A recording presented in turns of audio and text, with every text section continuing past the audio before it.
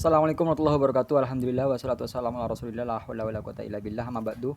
Ini ada pertanyaan mengenai hal yang menurut saya sangat penting karena sebentar lagi saya mau menikah dengan wanita LDII. Bagaimana pandangan Muhammadiyah terhadap ajaran LDII? Terima kasih atas jawabannya. Ini saya ambil dari sumber Suara Muhammadiyah, redaksi Muhammadiyah. Oke. Terkait pertanyaan ini, maka ada beberapa hal yang perlu diperhatikan bahwa LDII ini pernah ditetapkan sebagai aliran sesat. Oke, karena dianggap reinkarnasi dari Islam Jamaah. Butir kesesatannya adalah karena di antara paham yang dikembangkan oleh LDII ini adalah paham takfir, yakni menganggap semua orang Islam yang tidak bergabung ke dalam barisannya dianggap sebagai orang kafir. LDII yang didirikan oleh Mendiang Nur Hasan Ubaidah Lubis awalnya bernama Darul Hadis, kemudian berganti nama menjadi Islam Jamaah. Setelah dinyatakan terlarang oleh pengawas aliran kepercayaan masyarakat atau PAKEM, Kejaksaan Tinggi Jawa Timur, karena kembali meresahkan masyarakat, akhirnya dilarang melalui SK. Setelah itu berganti nama menjadi Lemkari, Lembaga Karyawan Dakwah Islam, pada tahun 1990 dalam Mubes di Asrama Haji Pondok Gede berganti nama menjadi LDII. Perlu diketahui pokok-pokok ajaran Islam Jamaah atau LDII ini sebagai berikut. Orang Islam di luar kelompok mereka adalah kafir dan najis, termasuk kedua orang tua sekalipun. Kalau ada orang di luar kelompok mereka yang melakukan sholat di masjid mereka, maka bekas tempat sholatnya dicuci karena dianggap sudah terkena najis. Wajib taat pada amir atau imam mereka. Mati dalam keadaan belum baiat kepada amir atau imam, LDII, maka akan mati jahiliyah, mati kafir. Jadi harus berbaiat dulu kepada imamnya LDII. Al-Quran dan hadis yang boleh diterima adalah yang mangkul, yang keluar dari mulut imam atau amir mereka. Selain itu haram diikuti. Haram mengaji Al-Quran dan hadis kecuali kepada imam atau amir mereka. Dosa bila ditebus kepada sang amir atau imam, dan besarnya tebusan tergantung besar kecilnya dosa yang diperbuat dan ditentukan oleh amir atau imam. Ini sama seperti ini ya, Yahudi berarti. Harus rajin membayar infak, sedekah dan zakat kepada amir atau imam mereka. Selain kepada mereka adalah haram. Harta, zakat, infak dan sedekah yang harus diberikan kepada amir haram ditanyakan catatannya atau penggunaannya. Haram membagikan daging kurban atau zakat fitrah kepada orang Islam di luar kelompoknya. Haram sholat di belakang imam yang bukan dari kelompok mereka. Kalaupun terpaksa tidak perlu wudhu dan harus diulang. Haram menikahi orang di luar kelompoknya. Perempuan LDII kalau mau bertamu di rumah orang selain kelompoknya harus memilih waktu haid. Harus dalam keadaan kotor. Kalau ada orang di luar kelompok mereka bertamu ke rumah mereka, maka bekas tempat duduknya harus dicuci karena dianggap najis. Ya Allah.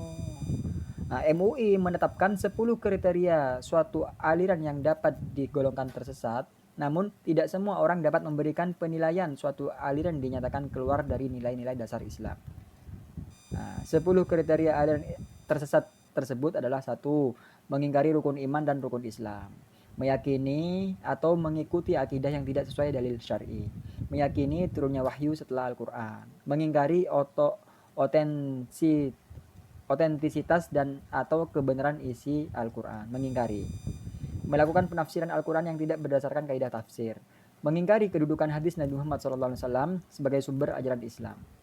Melecehkan atau merendahkan para nabi dan rasul, mengingkari Nabi Muhammad SAW sebagai nabi dan rasul terakhir, mengubah pokok-pokok ibadah yang telah ditetapkan syariat, mengkafirkan sesama muslim tanpa dalil syar'i.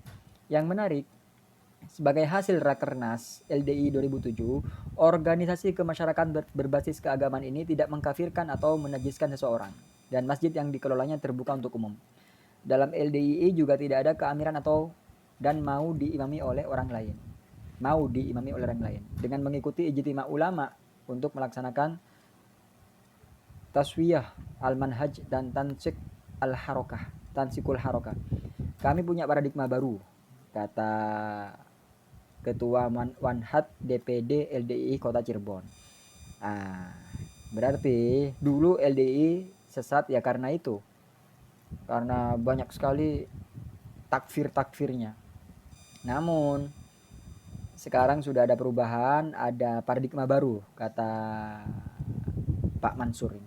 Namun Ketua MUI Ma'ruf Amin menyatakan bahwa memang saat ini LDII sedang berusaha untuk berada di dalam jajaran umat Islam dan ormas Islam lainnya dan sudah mulai mau menyatu.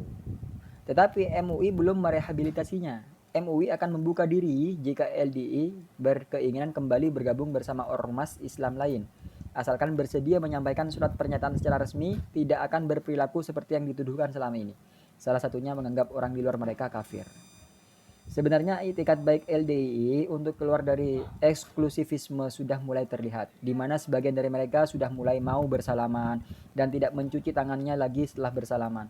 Namun untuk batin mereka hanya Allah yang mengetahuinya.